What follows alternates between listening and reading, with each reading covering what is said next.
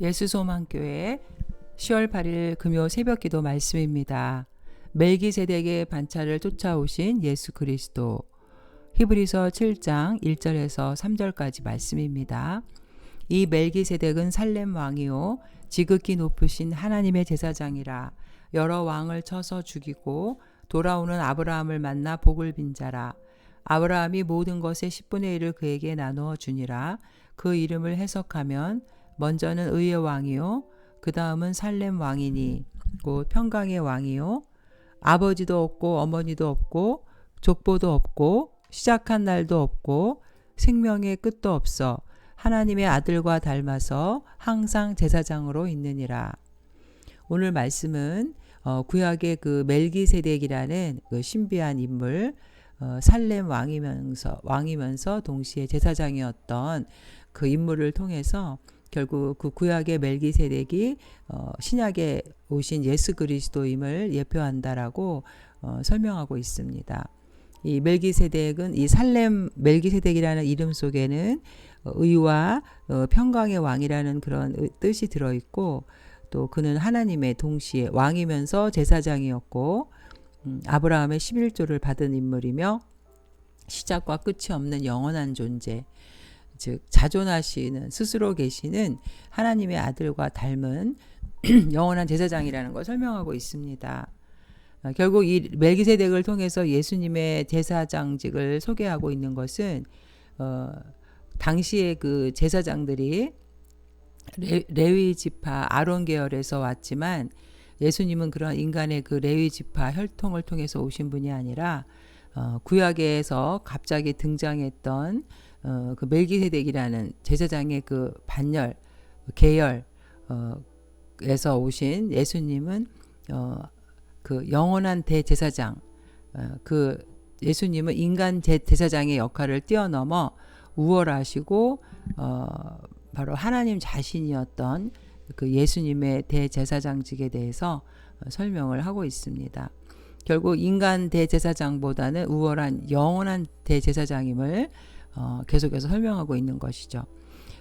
당시 이스라엘의 그 대제사장 직분은 그 사회에서 가장 존경받고 귀한 것으로 혈통적으로는 레위 지파 아론 계통의 후손들만이 할 수 있다는 조건이 율법으로 정해져 있었습니다. 근데 예수님은 그러한 혈통적 조건을 갖추지 못했지만 예수님을 큰 대제사장이다라고 소개하고 있는 것은 바로 예수 그리스도가 사람의 대제사장보다 더 우월하시고 뛰어난 분이시고 하늘로부터 하나님이 보내신 그 대제사장임을 설명하기 위해서 구약의 그 멜기세덱이라는 인물을 통해서 비유하고 설명해 주고 있는 것입니다. 1절에 이 멜기세덱은 살렘 왕이요 지극히 높으신 자라 하나님의 제사장이라 여러 왕을 쳐서 죽이고 돌아오는 아브라함을 만나 복을 빈지라. 이 멜기세덱은 하나님의 높은 제사장이었지만 그는 살렘 왕이었다고, 왕과 제사장의 직분 두 가지를 함께 견임한 인물이라고 소개합니다. 여기서 그 살렘 왕이라는 것은 고대 당시에 예루살렘이라는 그런 나라에 이 멜기세덱이 왕이었다라는 것을 설명하고 있고, 또 이 살렘 왕이라는 것은 평강의 왕이라는 그런 이름 해석을 갖고 있는데, 이 멜기세덱은 창세기 14장 17절에서 그 20절의 내용을 보면 전쟁에서 승리하고 돌아온 아브라함을 축복하고 또 그에게서 11조를 받은 살렘 왕이라고 소개되어 있습니다.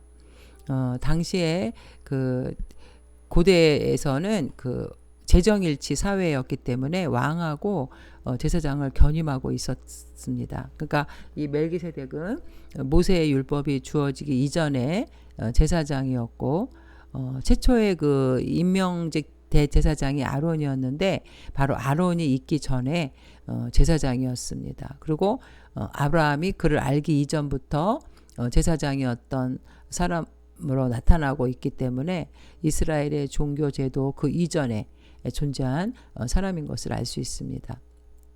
결국 당시의 레위 계통의 제사장들은 제사장 역할 한 가지만 했지만 이 멜기세덱은 왕이면서 제사장의 역할을 같이 감당했다라는 것이 바로 예수님이 만왕의 왕으로 또 하나님과 인간 사이를 중보하는 대제사장의 역할을 겸임하셨기 때문에 결국 멜기세덱이 예수님의 제사장과 같다는 것이고 이 레위 지파의 인간 제사장보다는 우월하다는 것을 조명하고 있습니다. 결국 이 창세기 14장에서 등장하는 이 멜기세덱은 사전에 아무런 설명이 없다가 갑자기 등장해서 이제 그 아브라함을 축복한 것을 보면 바로 아브라함보다는 더 높은 사람이었고 또 결국 아브라함보다 더 높은 사람이었다는 것은 이 사람이 예수님을 상징하는 인물이라는 것이죠. 창세기 14장 19절에 보면 이 멜기세덱이 천지의 주제시요 지극히 높으신 하나님이여 아브라함에게 복을 주옵소서라고 기도하면서 아브라함을 축복했다라는 것은 바로 이가 멜기세덱이 하나님과 그 아브라함 사이에 중보 역할을 했다라는 것을 볼 때 바로 예수님이야말로 성도들과 하나님 사이의 중보자의 역할을 감당하는 그 대제사장으로서 성도들의 유익을 위해서 하나님께 기도하는 축복하는 그런 중보자의 역할을 감당하고 계셨다는 점에서 같다고 할 수 있는 것이죠. 2절에 아브라함이 모든 것의 10분의 1을 그에게 나누어 주니라. 그 이름을 해석하면 먼저는 의의 왕이요 그 다음은 살렘 왕이니 곧 평강의 왕이요.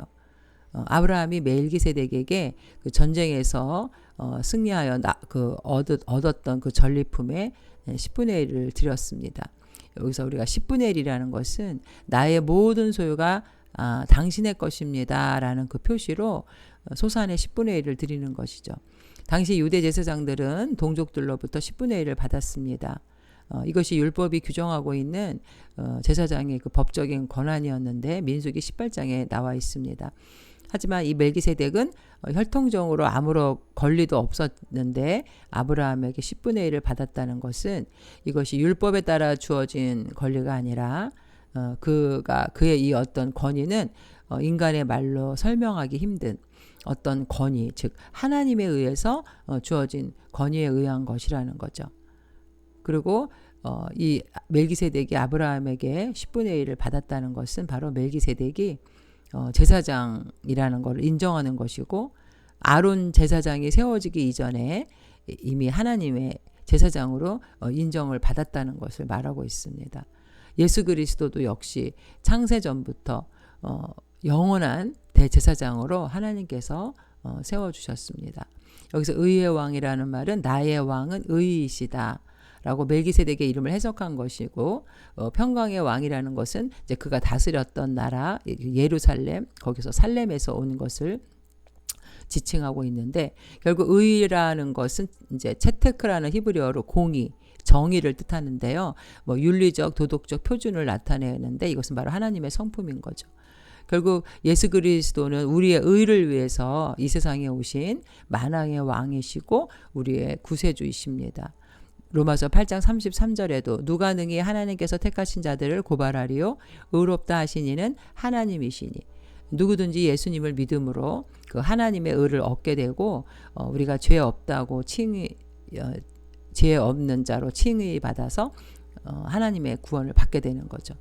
즉 예수님은 자기를 믿는 모든 자들을 의롭게 하실 수 있는 의의 왕이라는 것입니다. 아브라함도 역시 창세기 15장에 보면 믿음으로 의를 얻었다라고 나옵니다.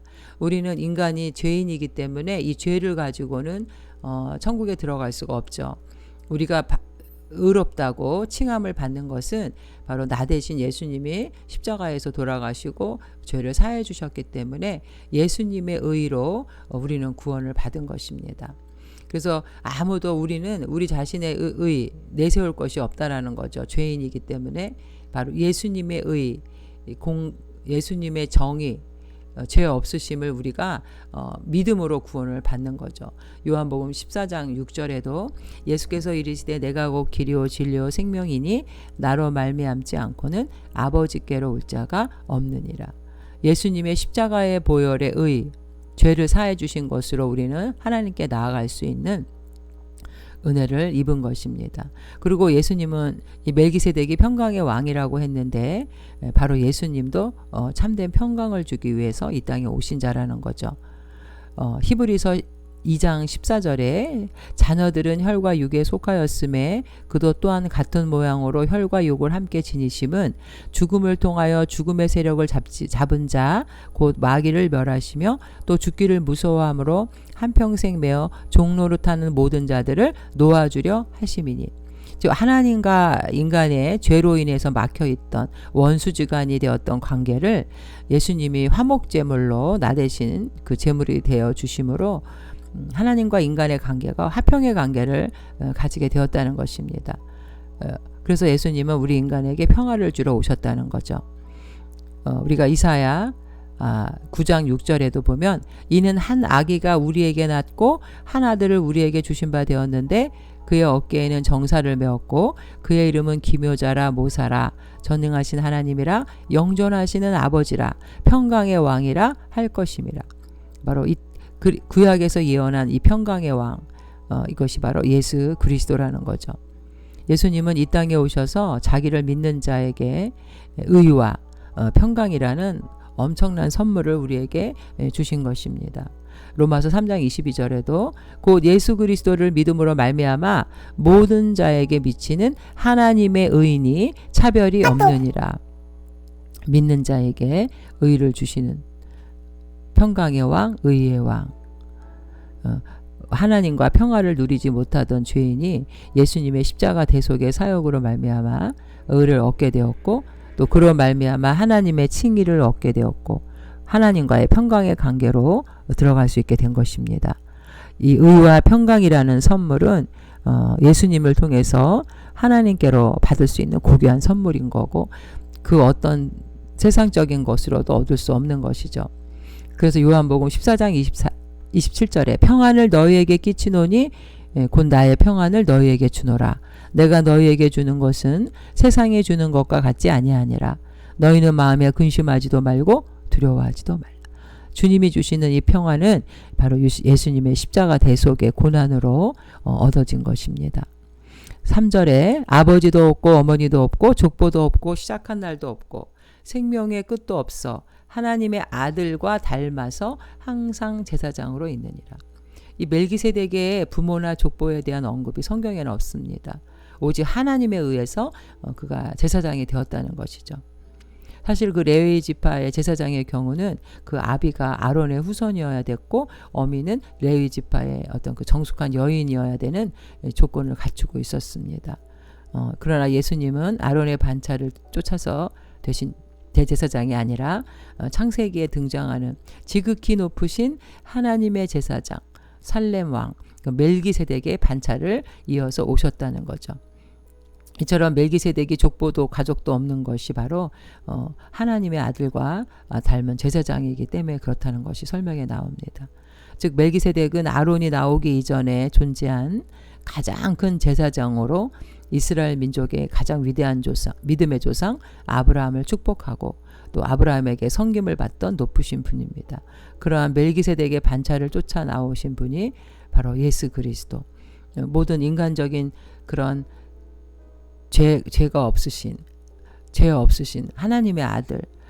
그러나 인간의 성육신의 모습으로 오셔서 하나님과 인간 사이에 속죄물이 되신 가장 중보자의 역할을 감당하신 위대한 제사장이라고 할 수 있는 것이죠.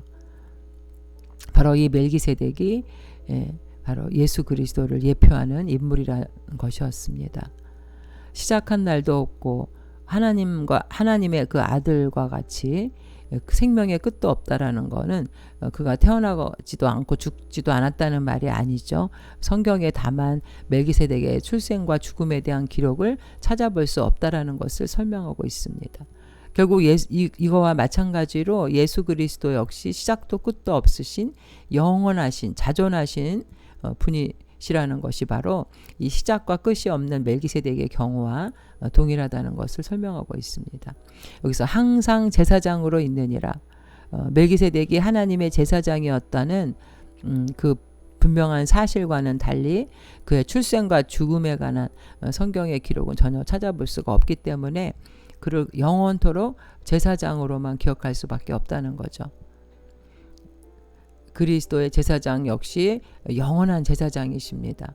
왜냐하면 인간 제사장은 제사를 드리고 또 죄로 인해서 그 육신이 썩고 죽을 수밖에 없었지만 예수님은 지금도 살아서 하나님 보좌 우편에서 부활하셔서 승천하시고 우리를 위해 중보하시고 기도하시는 분이라는 거죠. 히브리서 7장 27절에도 예수님은 자기를 제물로 드려서 제사를 완성하셨습니다. 단번에.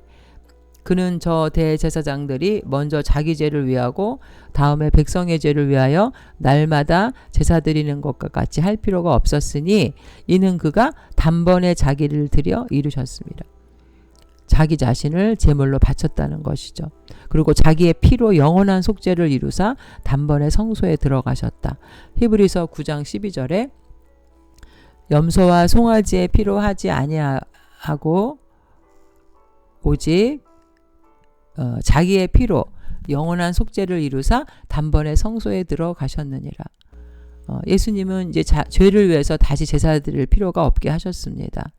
완전하고 영원한 제사를 드린 후 하늘 보좌에서 우리를 위해 기도하고 계시는 분이죠.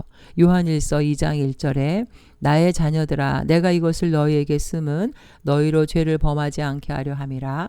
만일 누가 죄를 범하여도 아버지 앞에서 우리에게 대언자가 있으니 곧 의로우신 예수 그리스도시라. 우리의 대언자 중보자 되시는 예수님이 지금도 살아계셔서 영원히 대제사장으로 하나님과 우리의 중보자 역할을 감당하고 계신다는 것입니다. 이처럼 오늘 말씀에 멜기세덱에게 그 구약에 등장한 인물이 바로 예수 그리스도라는 것을 설명하면서 하나님은 인간을 향한 정말 먼지와도 같고 티끌과도 같은 인간을 구원해 주시기 위해서 이렇게 창세 전부터 계획을 하시고 구원해 주신 분이라는 것입니다.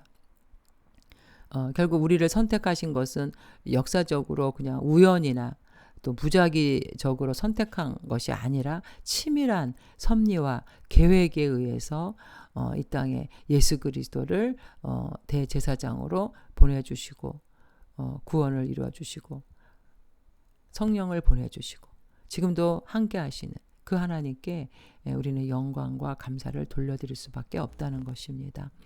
에베소서 1장 3절에도 찬송하리로다 하나님 곧 우리 주 예수 그리스도의 아버지께서 그리스도 안에서 하늘에 속한 모든 신령한 복을 우리에게 주시되 그 창세전에 그리스도 안에서 우리를 택하사 우리로 사랑 안에서 그 앞에 거룩하고 흠이 없게 하시려고 그 기쁘신 뜻대로 우리를 예정하사 예수 그리스도로 말미암아 자기의 아들들이 되게 하셨으니 이사야 43장 7절에도 내 이름으로 불려지는 모든 자 곧 내가 내 영광을 위하여 창조한 자를 오게 하라. 그를 내가 지었고 그를 내가 만들었느니라. 우리는 정말 이 땅에 그저 의미 없이 왔다가 티끌로 사라지는 그런 허무한 존재가 아니라 인간 한 영혼을 구원하기 위해 엄청난 구약의 또 신약의 2000년 전 예수 그리스도를 보내주시고 우리를 구원하시려는 하나님의 계획이 있었다는 것입니다. 우리가 무엇이 간데 이처럼 주님은 우리를 사랑해 주시고 자기 생명을 희생하시면서까지도 우리를 구원해 주시려는지 결국 하나님의 영광을 위해서 우리가 살아야 한다는 것을 우리는 오늘 말씀을 통해서 깨닫게 됩니다.